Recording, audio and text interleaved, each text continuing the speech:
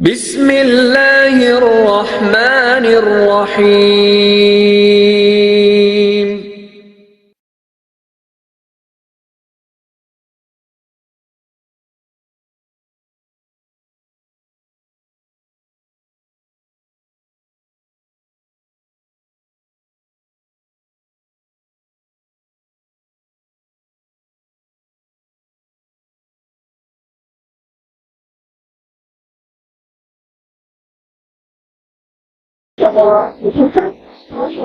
السلام علیکم ورحمۃ اللہ وبرکاتہ۔ الحمد للہ کفا وسلام علی عبادہ الذین اصطفى، اما بعد فاعوذ باللہ من الشیطان الرجیم، بسم اللہ الرحمن الرحیم۔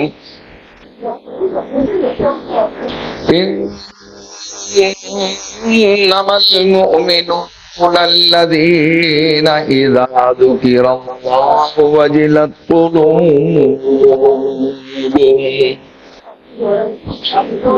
وَإِذَا تُلِيَتْ عَلَيْهِمْ آيَاتُهُ زَادَتْهُمْ إِيمَانًا وَعَلَى رَبِّهِمْ يَتَوَكَّلُونَ۔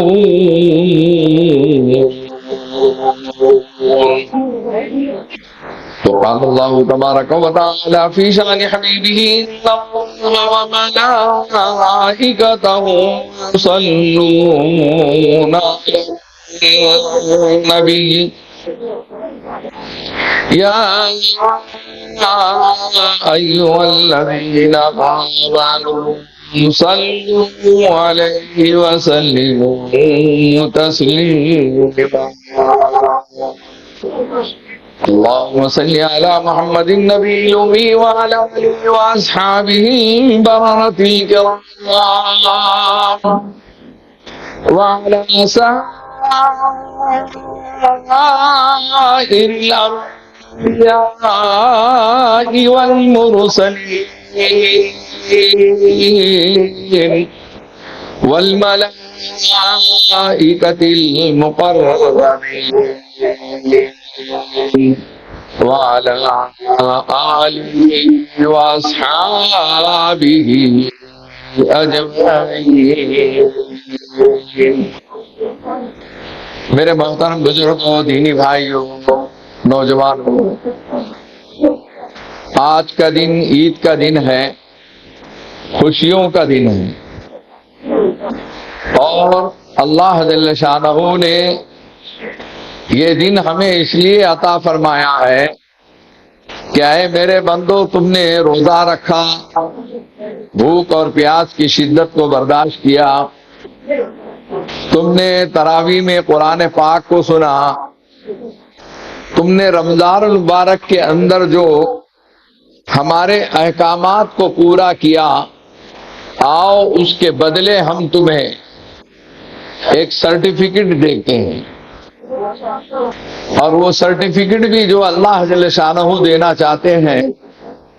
دنیا کے بہت سارے ایوارڈ کسی نے لیے ہوں گے، دنیا کے بیرون ممالک میں جا کر کسی کو اعزازات ملے ہوں گے، وہ اس کے سامنے کوئی حیثیت نہیں رکھتے ہیں، کوئی مقام نہیں رکھتے ہیں۔ دنیا میں اچھے بڑے بڑے ڈگری والوں نے جو سرٹیفکیٹ لیا، انہیں اعلیٰ تعلیم کے حصول کے لیے لندن اور امریکہ گیا، اس نے جو ڈگریاں لائی ہیں وہ بھی اس کے سامنے کوئی حیثیت نہیں رکھتی ہے۔ اللہ جل شانہ جو سرٹیفکیٹ ہمیں دینا چاہتے ہیں وہ ہے مغفرت کا پروانہ، کہ میرے بندو، میری عزت کی قسم، میرے جلال کی قسم، میرے شان علو مرتبت کی قسم، تمہیں میں اس محنت کے بعد تراویح کے بدلے میں اور روزوں کے بدلے میں تمہاری تمام کی مغفرت کر دیتا ہوں۔ جاؤ تم سب بخشے بخشائے ہو اور جنتی ہو، یہ احکم الحاکمین رب العالمین کی طرف سے یہ پروانہ مل رہا ہے، اور پروانہ لینے والے کون ہیں؟ ہم اور آپ ہیں۔ یہ جو پروانہ ہے یہ اتنا قیمتی ہے کہ اس کو خوب سنبھال کر رکھنا ہے۔ آدمی اپنی ڈگریوں کو خوب سنبھالتا ہے، اور وہ ڈگری چاہے میٹرک کی ہو، بی اے کی ہو، ایم اے کی ہو، پی ایچ ڈی کی ہو، اسے خوب سنبھال کر رکھتا ہے، فریم میں لگا کر رکھتا ہے، اسے بار بار دیکھتا ہے، اپنی پوزیشن اس سے بناتا ہے۔ آج اللہ جل شانہ جو پروانہ عطا فرما رہے ہیں کہ جاؤ تم بخشے بخشائے ہوئے۔ اللہ تعالیٰ نے چھوٹی موٹی خطائیں ہماری معاف کر دی، چھوٹے موٹے گناہ ہم نے کیے وہ معاف کر دیے، اور یہ ان بندوں کے طفیل میں اللہ معاف کر رہے ہیں جنہوں نے واقعتاً پورے رمضان کا حق ادا کیا ہے۔ رمضان کا حق ادا کرنے والا کون تھا؟ رمضان کا حق ادا کرنے والا وہ شخص تھا جس نے قرآن پاک کی تلاوت کر کے اس کا حق ادا کر دیا، اور روزہ رکھ کر اس کا حق ادا کر دیا، تراویح پڑھ کر اس کا حق ادا کر دیا، بال بچوں کے اندر خوشیوں کے پیغامات کے سلسلے میں جو خرچ کیا ہے، اخراجات عام دنوں کے بنسبت اس کا حق ادا کر دیا۔ اب جن لوگوں نے تراویح کا حق ادا نہیں کیا، جن لوگوں نے روزے کا حق ادا نہیں کیا، جن لوگوں نے قرآن پاک کا حق ادا نہیں کیا، انہیں تھوڑا سوچنا چاہیے، اپنا محاسبہ کرنا چاہیے، جائزہ لینا چاہیے کہ آخر کیا بات ہے کہ ساری دنیا میں مسلمان جس چیز کا عمل کرتا ہے میں کیوں نہیں کرتا ہوں؟ تو اس کو جواب مل جائے گا، بہت آسانی سے جواب مل جائے گا۔ اس لیے وہ نہیں کر پا رہا ہے کہ اس کا نفس اور شیطان اس کے ساتھ لگا ہوا ہے۔ آپ کہیں گے کہ مولانا شیطان کو تو یہ مہینے میں بند کر دیے تھے۔ اصل میں شیطان کی چالاکی یہ ہے کہ وہ اپنی جگہ پر اپنی ذریت کو، اپنی اولاد کو، اپنے چیلوں کو، اپنے مریدین کو بنا کر چھوڑ دیتا ہے، کیونکہ اسے معلوم ہے کہ اس کو قید ہونا ہے۔ جیسے اگر گھر کے بڑے آدمی کو پولیس نے نوٹس دیا کہ فلاں تاریخ کو تم کو اندر کرنا ہے، اس سے پہلے انہیں اپنے بچے کو جو ہے اتنا ٹرین کر لیتا، بیٹے ایسا بزنس کرنا ہے، ایسے مال لانا ہے، ایسے مال خرچ کرنا ہے، ایسا لکھنا ہے، ایسے دکان چلانا ہے، ایسی تجارت چلانا ہے۔ تو شیطان بھی جو ہے اس طریقے سے ٹریننگ کرتا ہے۔ بلکہ اہل اللہ کی مجلس میں ایک بڑی پیاری بات فرماتے ہیں وہ بزرگان دین کہ تم نے کبھی اپنے بچوں کو دیکھا ہوگا کہ چھوٹی چھوٹے کھلونوں کی کاریں لاتے ہیں، وہ بائک لے کر آتے ہیں، اس کو تھوڑا رگڑتے ہیں اور رگڑنے کے بعد چھوڑ دیتے ہیں۔ تو یہاں تو رگڑا انہوں نے، اور رگڑنے کے بعد جیسے ہی چھوڑا تو یہاں سے لے کے وہاں تک کے 5 فٹ تک کے چلے جا رہا، 10 فٹ تک چلے جا رہا، 11 فٹ تک یہ چلے جا رہا۔ فرمایا کہ شیطان اس قدر رگڑتا ہے کہ 11 مہینے تک کے اپنا اثر نہیں چھوڑتا، یہ اسی کے نقش قدم پہ چلنے لگے گا۔ لوگ بولتے ہیں کہ بھئی شیطان کو تو بند کر دیا گیا۔ میرے عزیز دوستوں اور بزرگوں، یہ جو مبارک مہینہ اللہ تعالیٰ نے ہم کو دیا تھا، یہ ایک تحفہ ربانی ہے، God of gift, God of Allah, Allah کی طرف سے یہ ایک تحفہ ملا ہوا تھا۔ جنہوں نے قدر کی وہ خوش نصیب ہے، جنہوں نے ناقدری کی انہوں نے اگر معافی طلب کر لیا تو بھی اللہ معاف کرنے کو تیار ہیں۔ اس مبارک مہینے نے ہم کو کیا دیا؟ اس مبارک مہینے کا میسج کیا ہے؟ اس مبارک مہینے کا پیغام کیا ہے؟ اس مبارک مہینے کا میسج یہ ہے کہ ہم نے تمہیں بھوکا اور پیاسا یوں ہی نہیں رکھا ہے، بلکہ اس کے پیچھے ایک روح ہوتی ہے، ایک فلسفہ تھا۔ جب بھوک لگتی تھی، جب پیاس لگتی تھی، تو تمہیں یہ احساس ہوتا تھا کہ غریب کے دن کیسے گزرتے ہوں گے۔ غربت کا احساس دلایا، یتیمی کا احساس دلایا، مفلسی کا احساس دلایا کہ غریب زندگی کیسے بسر کرتا ہوگا جب اس کے گھر کو کھانے کو نہیں ہوتا ہوگا، وہ بھوکا رہتا ہوگا، اس کے بچے پیاسے رہتے ہوں گے۔ ایک روزے نے تمہارے اندر ایک جذبہ پیدا کیا، اور اس جذبے کے تحت آپ نے اپنے اڑوس پڑوس میں، آپ نے اپنے ایمان بھائیوں کو تلاش کر کے رمضان کٹ کے نام سے اس کے گھر تک کے کھانے پینے کے سامان کو پہنچایا۔ قابل مبارکباد ہے وہ لوگ، ہم مسلمانوں کی فکر کرتے ہیں، اس مہینے میں سخاوت کرتے ہیں، انہیں معلوم ہے کہ میں یہ جو خرچ کر رہا ہوں، یہ خرچ جو ہے مجھے سیدھے جنت میں لے جانے والا ہے، میری دنیا بنانے والا ہے، میری آخرت بنانے والا ہے۔ اس لیے غریب سے غریب انسان نے اپنے پڑوسی کا حق ادا کیا، اپنے رشتہ داروں کا حق ادا کیا، اور سخاوت کا وہ مظاہرہ کیا کہ دنیا دیکھتے رہ جا رہی کہ مسلمان لاکھوں نہیں، کروڑوں نہیں، اربوں روپیہ رمضان کے اندر جو ہے اپنے جیب میں سے، اپنی تجوریوں میں سے نکال کر دے دیتا ہے۔ یہ تو دینے کا معاملہ تھا، مسلمان اپنی ذات پہ کتنا خرچ کرتا ہے۔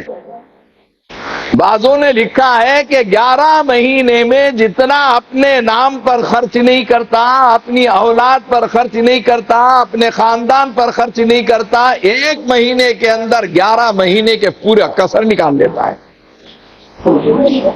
خریداری کب تک کے چلتی ہے اس کی؟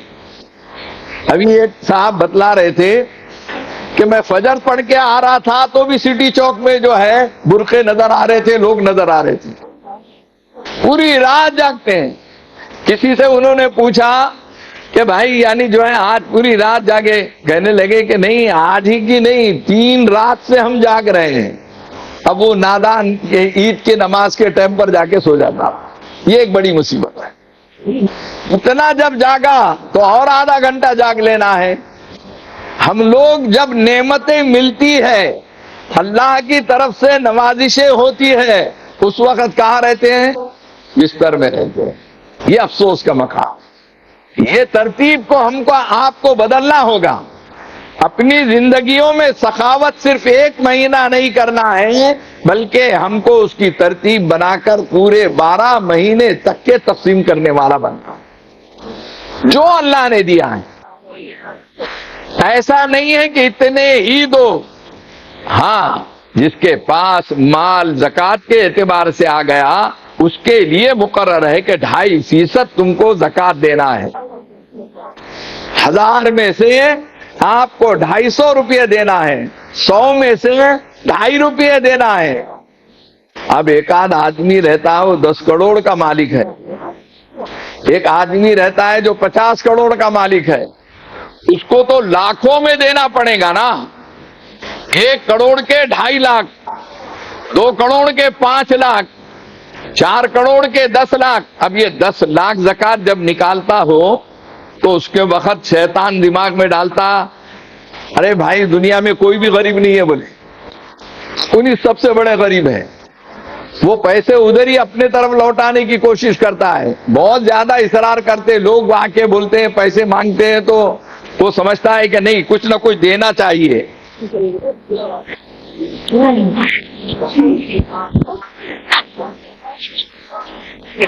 تو لوگ جو ہیں اسے احساس دلاتے ہیں کہ نہیں صاحب آپ مالدار ہیں، نہیں صاحب آپ دو کچھ تو بھی۔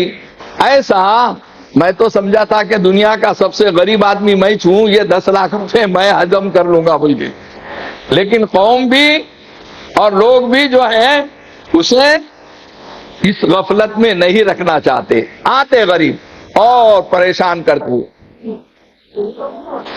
ایک زکوٰۃ دینے والا، صدقہ دینے والا، خیرات دینے والا وہ خوش نصیب ہے جو انتظار کرتا ہے اور خوشی خوشی اپنی زکوٰۃ دیتا ہے، چاہے 100 روپے دو، 50 روپے دو، 2 روپے دو یا 10 روپے دو۔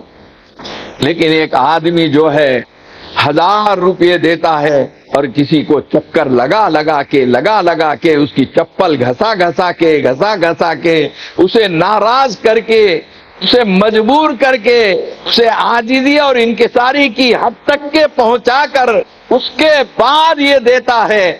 اللہ کے بندو، یہ دینے والا جو ہے اللہ کا مال دے رہا ہے، اس کے باپ کا مال نہیں ہے. اسے اس طریقے سے اور اس حرکت سے باز آنا چاہیے، اللہ کی گرفت ہو سکتی ہے اس کے اوپر.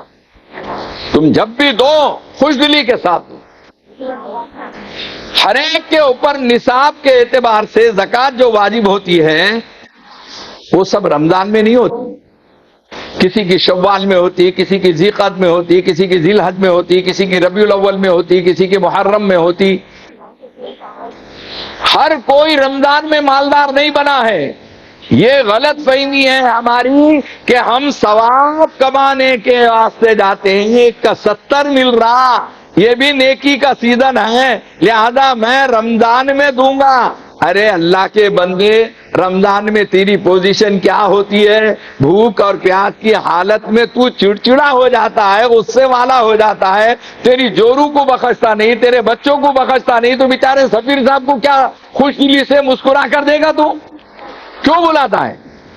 اور کس نے کہا ہے کہ تجھے رمضان میں بلانا ہے؟ ہم نے یہ رواج ڈال دیا. اس رواج کو میرے بھائیوں ختم کرنے کی ضرورت ہے. رمضان سے 1 مہینہ پہلے عقل مند آدمی وہ ہے جو زکوٰۃ دینے کا انتظام کرے. میں نے دیکھا بیرون ممالک کے اندر، ساؤتھ افریقہ اور بیرون ممالک میں جہاں ہم نے تراویح پڑھانے کا موقع ملا تو اللہ تعالیٰ نے ہمیں بتایا کہ وہ لوگ بیچارے اپنے نوکروں کے ذریعے، اپنے ملازمین کے ذریعے، اپنے کارخانے کے افراد کے ذریعے 1 مہینہ پہلے اس کی لسٹ تیار کر لیتے ہیں کہ کون مستحق ہے، کہ کون سا قلم ایریا ہے، کون سا جھوپڑ پٹی کا ایریا ہے. وہ ایسے لائن لگا کر نہیں دیتے ہیں، وہ لے جا کر عزت کے ساتھ دیتے ہیں. ہم نے بمبئی میں دیکھا، جوگیشوری میں میں نے تراویح سنا 5 سال تک کے الحمدللہ. میں نے دیکھا کہ اللہ نے جس کو مال دیا ہے وہ خوش دلی کے ساتھ پورا سروے کراتا ہے اور 15 دن 20 دن پہلے یا 10 دن پہلے یا 1 ہفتہ پہلے ان کے گھروں سے ٹرک نکلتے ہیں، ان کے افراد نکلتے ہیں. آج یہ ایریے میں گئے، کسی کو سلائی مشین تقسیم کیا، کسی ایریے میں گئے وہاں پر کھانے پینے کا اور شیر خرمے کا سامان تقسیم کیا، کسی ایریے کے اندر گئے اور وہاں پر کوئی اور چیز تقسیم کی. اللہ کے بندے، بمبئی کے اندر جو سخاوت کرتے ہیں میرے عزیز دوستوں اور بزرگوں، آپ یقین نہیں کریں گے. ہم کیا ہے گھنٹہ بھر دینے اور 15 منٹ دینے کے واسطے ناراض ہو جاتے ہیں. میں نے ایسے کاؤنٹر دیکھے ہیں کہ جس میں عشاء کی تراویح کے بعد سے جو کاؤنٹر شروع ہوا ہے 3 بھائی مل کر وہ اپنی زکوٰۃ تقسیم کر رہے ہیں. تہجد کا وقت جب ہوتا ہے اور جتنے علماء اور سفیر باقی رہتے ہیں ان سب کے ساتھ سحری کرتے ہیں، ان کو سحری کھلا کر جو ہے روانہ کرتے ہیں. زکوٰۃ دو تو اس خوش دلی کے ساتھ دو، خیرات دو تو خوش دلی کے ساتھ دو، صدقہ دو تو خوش دلی کے ساتھ دو. ایسا نہ دو کہ جو بالکل چہرہ اترا ہوا ہے، کہاں سے آ گئے، کہیں آتے ہی رہتے. بعض لوگ تو بولتے کہ بھنگنے والے اتنے آ رہے مولانا کہ تنگ آنا پڑتا. ارے اللہ نے تیرے پاس دولت دیا اس لیے تیرے پاس آ رہے. وہ دیکھ سامنے تیرے جو بیٹھا ہوا ہے اس کے پاس کوئی جاتا ہے؟ وہ نہیں دیتا ہے اس لیے بھی نہیں جاتے، اس کے پاس مال چھین لیا ہوا ہے.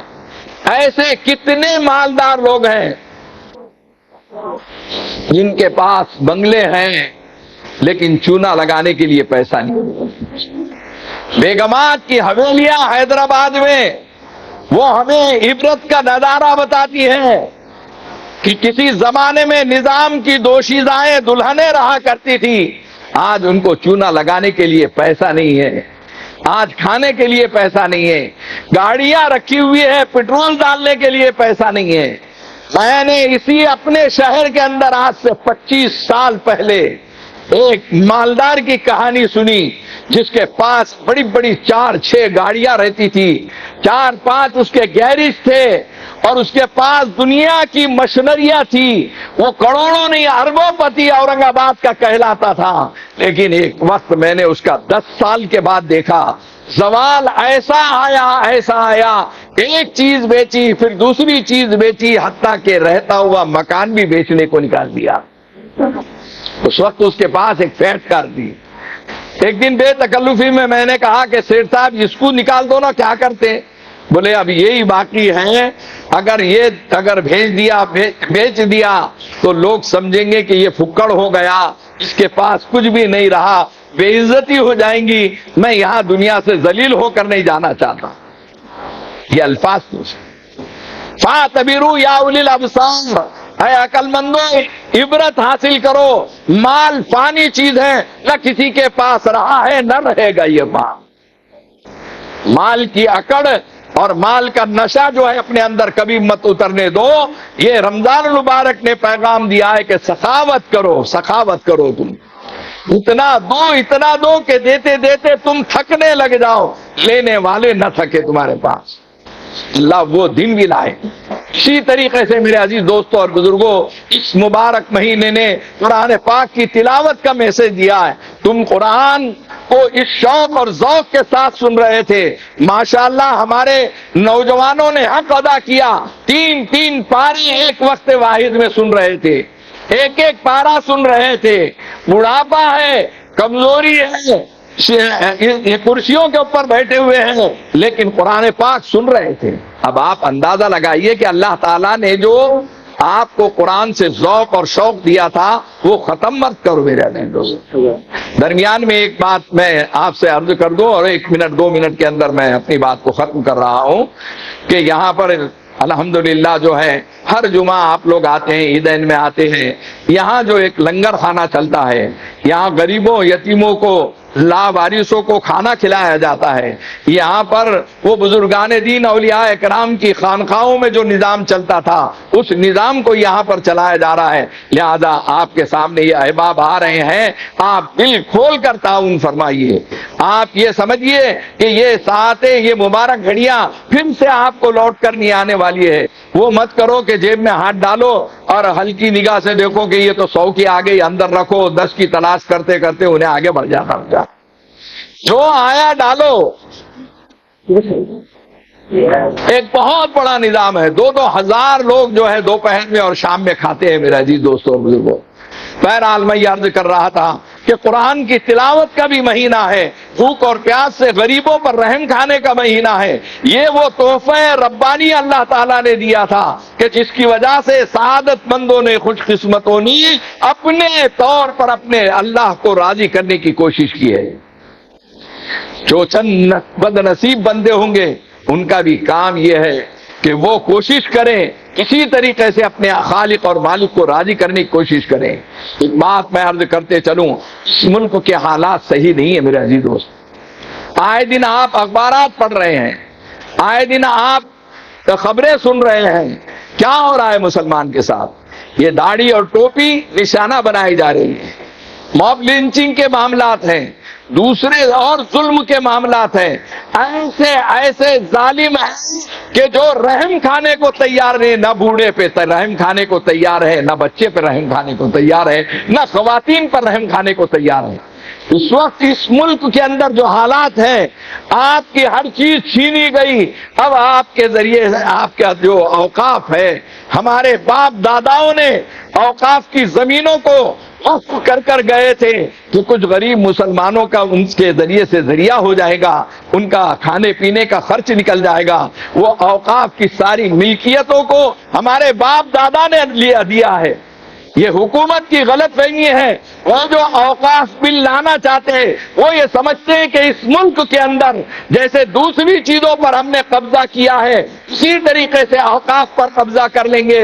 شاید یہ گوٹھان کی زمین ہے، شاید یہ سرکاری زمین ہے، یہ ان کے باپ کی زمین نہیں ہے، ہمارے باپ داداؤں کی زمین ہے. اس زمانے میں رواج تھا کہ جو بوڑھا مرتا تھا اس کے پاس کچھ دولت ہوتی تھی تو وہ جا کر وقف کر کے آتا تھا، یہ پلاٹ میرا اللہ کے نام پر ہے، مسلمان غریبوں کو دینا، اس کی آمدنی مسلمان غریبوں کو دینا، یتیموں کو دینا، بیواؤں کو دینا، اس طرز پر جو ہے پورے ملک کے اندر اوقاف کی زمین قطرے قطرے مسلمان نے چھوڑ کر جو گیا ہے، آپ کو حیرت ہوگی کہ وہ کروڑوں یعنی جو ہے ایکڑ زمینیں ہیں۔